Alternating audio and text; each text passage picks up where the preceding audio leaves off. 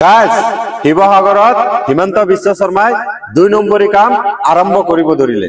এই কথাখিনি মই কোৱা নাই, অখিল গগৈয়ে কৈছে। আপোনালোকে ভিডিঅটো চাই লওক। এটা আশ্চৰ্যকৰ ঘটনা ঘটিছে শিৱসাগৰত মুখ হৰুৱাবৰ কাৰণে হিমন্ত বিশ্ব শৰ্মাই ২ নম্বৰী কাম কৰা আৰম্ভ কৰি দিলে। শিৱসাগৰত আজি এটা পৰিয়াল মোৰ ওচৰলৈ আহিছিলে অলপ আগতে। তেওঁলোকৰ ভোটাৰ তালিকাখন মোৰ ওচৰলৈ লৈ আহিছিলে। মই আপোনালোকক এই ভোটাৰ তালিকাখন দেখুৱাইছোঁ।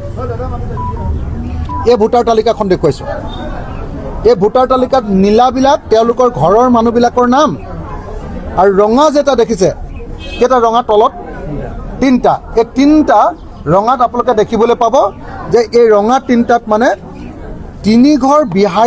তিনিটা বিহাৰী মানুহৰ নাম নতুনকৈ তাতে মনে মনে অন্তৰ্ভুক্ত কৰি দিছে।